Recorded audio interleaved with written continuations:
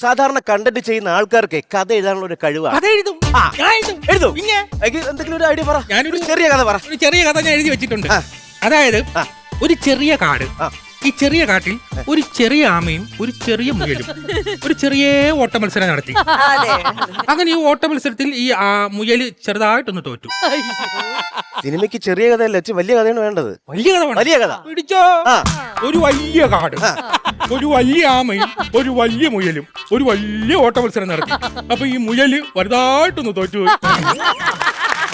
യാമയും മൊയിലും കളഞ്ഞിട്ട് വേറെ ഏതെങ്കിലും പറയാൻ പറ്റുമോ? മനുഷ്യരുള്ള കഥ പറ. മനുഷ്യന്റെ കഥ ആ. അറിയണ്ടേ? ആ. എന്നാ പിടിച്ചോ. കുട്ടനാടാണ് പശ്ചാത്തലം. അത് കൊള്ളാം, നല്ല ലൊക്കേഷനാണ്. കുട്ടനാട്. അടിപൊളി. അപ്പൊ ക്യാമറ ഇങ്ങനെ പൊങ്ങി വരുന്നു. ആ. സന്ധ്യ സമയം. ആ. പെട്ടെന്ന് കറണ്ട് പോകും. അപ്പോ ഒരു അമ്മുമ്മ, ആ. ഒരു വൃദ്ധയും വൃദ്ധനുമാണ് വീട്ടിൽ താമസം. അതെ അതെ. അപ്പൊ ഒരു മെഴുകുതിയും കത്തിച്ചിട്ട് ഈ വൃദ്ധ എങ്ങനെ വരെയാണ് ഊതിയണച്ചാ കൊരിസിന്റെ അമ്മമ്മയ്ക്കാ. കൊരിസ്.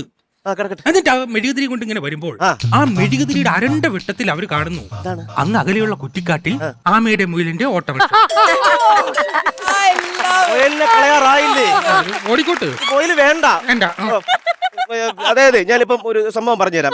ട്രെൻഡിനൊപ്പം പോണം. പോകൂല. എന്ത്? അയാള് ബിസിയാണ്, യുദ്ധം നടക്കുകയാണ്. ട്രെൻഡിനൊപ്പം പോണം എന്നല്ല പറഞ്ഞത്. ട്രെൻഡ് ആ. ട്രെൻഡ്.